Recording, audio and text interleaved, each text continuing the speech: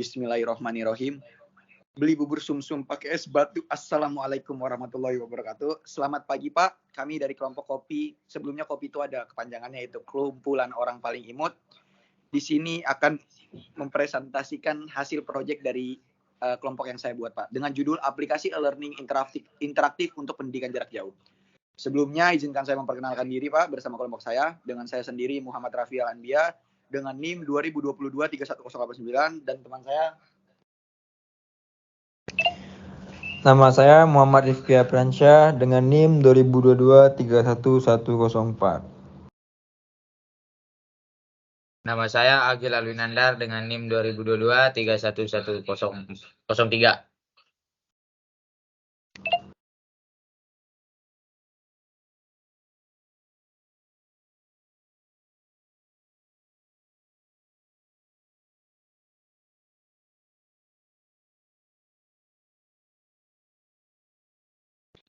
Baik, langsung saja saya mulai. Yang pertama itu adalah bagian latar belakangnya. Pendidikan jarak jauh telah menjadi semakin penting dalam konteks modern, terutama selama periode pandemi COVID-19 ini yang memaksa banyak lembaga pendidikan untuk beralih ke pembelajaran online. Dan dalam konteks ini, pengembangan aplikasi e-learning interaktif yang efektif dapat menjadi solusi yang sangat berguna. Proposal ini bertujuan untuk mengusulkan pengembangan aplikasi e-learning interaktif untuk pendidikan jarak jauh. Pendidikan jarak jauh adalah model pendidikan yang memungkinkan siswa untuk belajar secara online dari tempat yang jauh dari institusi pendidikan. Pandemi COVID-19 telah meningkatkan permintaan untuk solusi pendidikan online yang efektif dan interaktif. Aplikasi e-learning yang ada saat ini mungkin tidak cukup memenuhi kebutuhan siswa dan pengajar. Lalu yang kedua ada tujuan dari proyek ini. Tujuan utama dari proyek ini adalah mengembangkan aplikasi e-learning interaktif yang dapat digunakan untuk pendidikan jarak jauh. Dan tujuan khususnya meliputi, yang pertama yaitu meningkatkan pengalaman belajar siswa melalui fitur-fitur interaktif. Yang kedua yaitu memfasilitasi pengajaran jarak jauh yang lebih efektif dan efisien bagi pengajar. Yang ketiga adalah mengintegrasi solusi keamanan data dan privasi yang kuat. Dan yang terakhir yaitu ada memberikan aksesibilitas yang lebih baik untuk semua jenis siswa. Dan akan dilanjutkan oleh teman saya.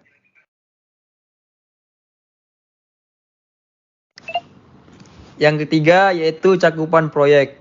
Yang pertama adalah analisis kebutuhan. Identifikasi kebutuhan pengguna siswa dan pengajar, teknis dan fitur-fitur kunci. Yang kedua, perancangan aplikasi.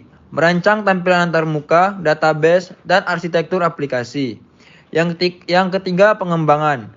Pembuatan aplikasi e-learning interaktif berdasarkan desain yang telah ditentukan. Yang keempat, pengujian dan perbaikan. Melakukan pengujian aplikasi untuk memastikan kualitas dan kesesuaian dengan kebutuhan. Yang kelima, peluncuran. Memperkenalkan aplikasi kepada pengguna akhir. Serta yang terakhir yaitu dukungan dan pemeliharaan. Memberikan dukungan teknis, kontinu, dan pemeliharaan aplikasi.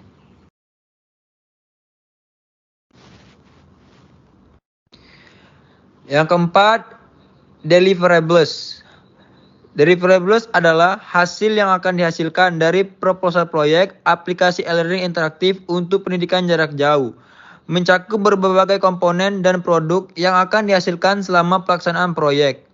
Berikut adalah daftar potensi deliverables dari proyek tersebut. Yang pertama, aplikasi e-learning interaktif. Aplikasi tersebut adalah produk utama dari proyek dan akan mencakup antar muka pengguna, fitur interaktif, modul pembelajaran, dan berbagai komponen teknis lainnya. Yang kedua, dokumentasi proyek. Dokumen ini akan mencakup laporan proyek, diagram alur, catatan pertemuan, dan semua dokumentasi teknis terkait pengembangan aplikasi. Yang ketiga, panduan pengguna. Panduan ini akan memberikan informasi kepada instruktur, siswa, dan administrator tentang cara menggunakan aplikasi e-learning interaktif dengan efektif. Yang keempat, konten pembelajaran. Setiap modul pembelajaran atau materi yang akan disertakan dalam aplikasi seperti video pembelajaran, teks, gambar, simulasi, dan lainnya. Yang kelima, modul interaktif. Setiap modul pembelajaran interaktif yang dirancang untuk meningkatkan keterlibatan siswa seperti kuis, permainan pendidikan, dan simulasi. Yang keenam, ruang diskusi dan forum. Bagian dari aplikasi yang menyediakan fasilitas untuk interaksi antar siswa, instruktur, dan semua siswa melalui diskusi online. Yang ketujuh, fitur penilaian. Komponen yang akan memungkinkan instruktur untuk menilai kemajuan belajar siswa dan memberikan umpan baik. Yang ke-8, kemampuan akses offline. Jika ini adalah salah satu fitur, maka produk ini akan mencakup modul yang memungkinkan pengguna mengakses materi belajar secara offline. Yang ke-9, ketersediaan konten dalam berbagai bahasa. Jika aplikasi akan mendukung bahasa-bahasa yang berbeda, maka ini adalah deliverable yang harus disediakan dalam berbagai bahasa. 10. Keamanan data. Bagian dari aplikasi yang berkaitan dengan perlindungan data dari privasi pengguna, serta dokumen kebijakan privasi. Yang ke-11, server dan infrastruktur. Konfigurasi server dan infrastruktur teknis yang akan digunakan untuk menjalankan aplikasi e-learning. Yang ke-12, panduan pemeliharaan. Panduan yang menjelaskan bagaimana memelihara, memperbarui, dan mengelola aplikasi setelah peluncuran. Yang ke-13, panduan instalasi. Jika aplikasi ini dapat diinstal oleh lembaga pendidikan lain, maka panduan instalasi dan konfigurasi harus disertakan. Yang ke-14, bahan promosi. Materi promosi untuk memperkenalkan aplikasi kepada pengguna potensial, seperti brosur, video promosi, atau situs web promosi. Dan yang terakhir, dokumen kontrak dan kesepakatan. Jika proyek melibatkan pihak eksternal, dokumen kontrak dan kesepakatan harus disertakan sebagai deliverable.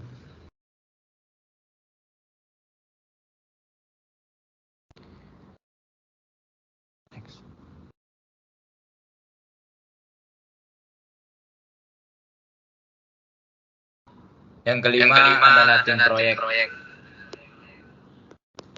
Proyek ini akan melibatkan tim berikut. Sebagai proyek manajer atas nama Agil Alinanda dan analis sistem Muhammad Rafi Alanbia beserta Muhammad Rifki Apriansyah.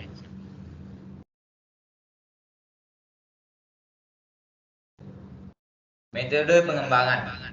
Metode waterfall adalah metode tradisional yang cocok untuk proyek dan persyaratan yang stabil dan jelas. 1. Metode waterfall. 1. Analis. Tahap awal akan melibatkan analis kebutuhan untuk mengidentifikasi persyaratan, tujuan, dan cakup proyek. 2. Desain. Merancang desain aplikasi termasuk antar muka pengguna, fitur-fitur, dan arsitektur sistem. 3. Pengembangan. Mengembangkan aplikasi sesuai dengan desain yang telah disetujui.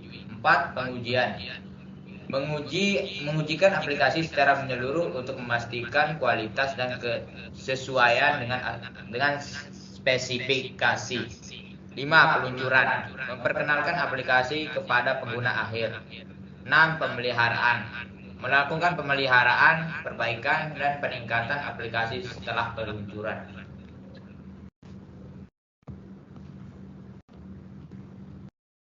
Dua, metode agil. 1. Perancangan sprint. Membagi proyek menjadi iterasi sprint yang biasanya berlangsung 2-4 minggu. 2. Analis dan desain. Melakukan analis kebutuhan dan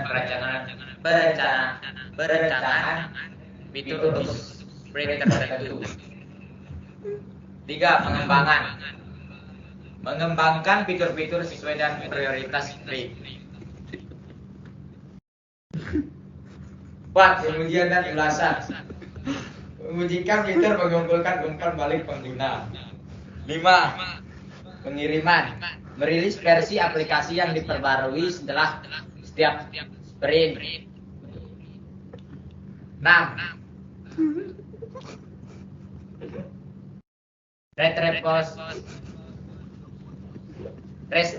Retrospektif, mengevaluasi dan memperbaiki proses setelah setiap iterasi. Metode agil cocok untuk proyek yang memerlukan fleksibilitas dan keterlibatan pengguna dalam pengembangan. Selanjutnya akan dilanjutkan oleh teman saya. Oke, yang ketujuh ada rencana pengujian. Yang pertama itu adalah pengujian fungsional. Melibatkan pengujian modul pembelajaran, yaitu memastikan modul pembelajaran berfungsi dengan baik, termasuk interaktif seperti kuis, permainan pendidikan, dan simulasi. Yang kedua ada pengujian ruang diskusi dan forum. Menguji kemampuan untuk berpartisipasi dalam diskusi online, mengirim dan menerima pesan, dan berinteraksi dengan pengguna lain. Yang ketiga itu pengujian fitur penilaian, yaitu memastikan fitur penilaian seperti ujian dan tugas berjalan sesuai rencana. Dan ada pengujian akses offline, yaitu jika aplikasi mendukung akses offline, menguji kemampuan pengunduhan dan penggunaan konten tanpa koneksi internet. Yang kedua ada pengujian antarmuka pengguna atau UI UX. Pengujian user experience atau UX, memastikan antarmuka mudah digunakan, intuitif, dan memberikan pengalaman yang baik kepada pengguna. Yang kedua pengujian responsif, yaitu memeriksa apakah antarmuka aplikasi berfungsi dengan baik di berbagai perangkat, termasuk komputer, tablet, dan ponsel. Yang ketiga ada pengujian kinerja, yaitu pengujian beban. Menguji kemampuan aplikasi untuk menangani jumlah pengguna secara bersamaan dan memastikan kinerja tetap stabil. Dan ada pengujian kecepatan, yaitu menguji kecepatan pengunduhan konten, tampilan halaman, dan waktu respon aplikasi. Dan yang keempat ada pengujian keamanan, yaitu mencakup pengujian keamanan aplikasi, menguji kerentanan aplikasi terhadap ancaman keamanan termasuk serangan cyber, perlindungan data pengguna, dan autentikasi yang aman. Dan pengujian privasi, yaitu memeriksa kepatuhan dengan hukum privasi data dan kebijakan privasi. Yang kelima, pengujian kompatibilitas, yaitu ada pengujian pada berbagai peramban atau browser, yaitu memastikan aplikasi berfungsi dengan baik pada berbagai peramban web seperti Chrome, Firefox, Safari, dan Edge. Lalu ada pengujian pada sistem operasi yang berbeda, yaitu memastikan aplikasi kompatibel dengan berbagai sistem operasi, termasuk Windows, macOS, dan iOS, dan Android.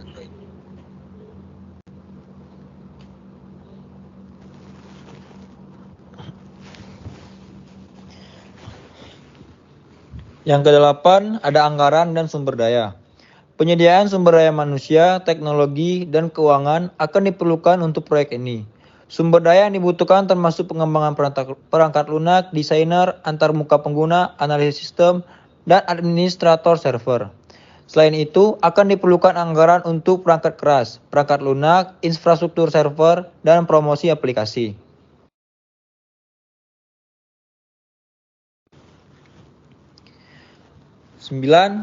Tanggal mulai dan selesai.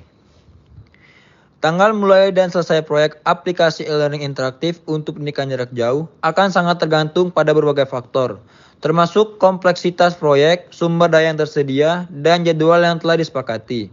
Namun, berikut adalah perkiraan umum tentang rentan waktu yang mungkin diperlukan untuk proyek semacam ini. Yang pertama, perencanaan proyek. 1-2 bulan. 1. Analisis kebutuhan. 2. Perencanaan anggaran, sumber daya, dan jadwal. Yang kedua, pengembangan dan desain. 3-4 bulan.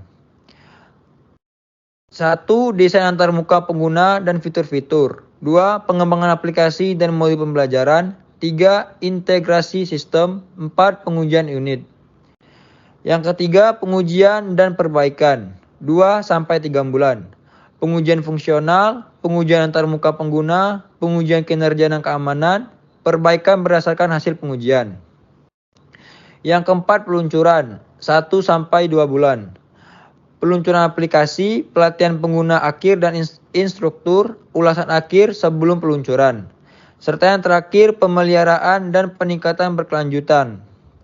Proses pemeliharaan dan perbaikan berkelanjutan setelah peluncuran.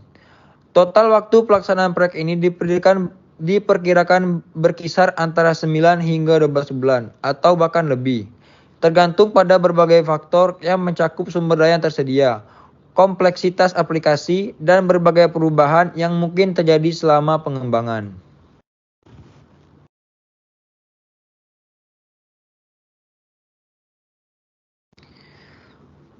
Baiklah, selanjutnya akan dilanjutkan oleh teman saya. 10. Pemangku dan kepentingan. Berikut adalah daftar beberapa pemangku kepentingan utama. 1. Lembaga pendidikan atau universitas.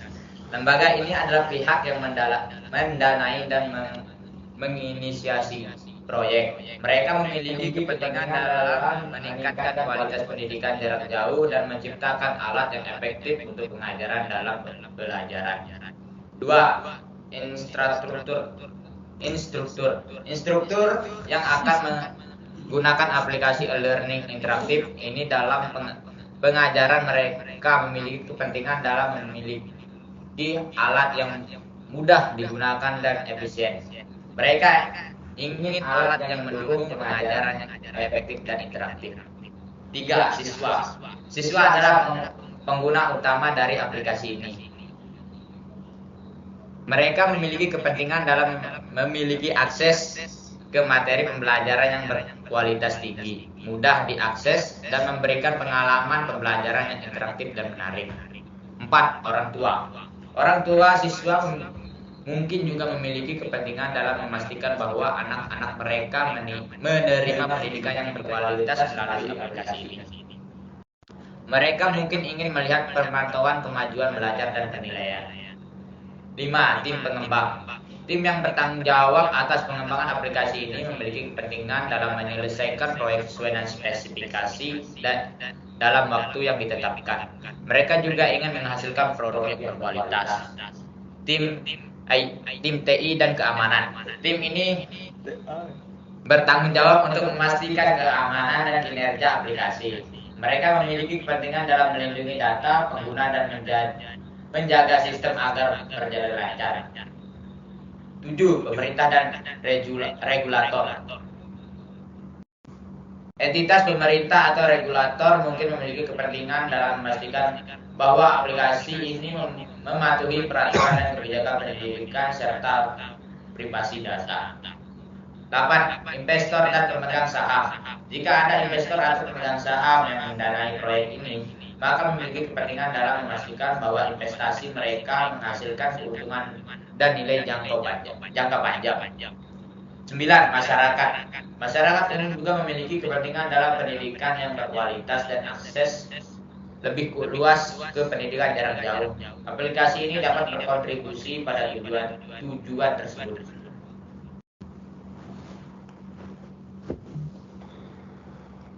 Kesimpulan. Pengembangan aplikasi e-learning interaktif ini bertujuan untuk meningkatkan pengalaman belajar dalam pendidikan jarak jauh. Aplikasi ini akan memberikan solusi yang inovatif dan untuk tantangan pendidikan saat ini. Kami berharap dapat mendapatkan dukungan investasi yang dibutuhkan untuk mewujudkan proyek ini. Sekian dari kelompok kami. Baik Pak, mungkin cukup sekian dari kelompok kami. Izinkan menutup dengan pantun juga Pak. Jalan-jalan ke Inter Miami, tidak lupa membeli makanan. Demikian presentasi dari kelompok kami. Jika ada yang salah mohon dimaafkan. Sekian dari kelompok kami Pak. Assalamualaikum warahmatullahi wabarakatuh.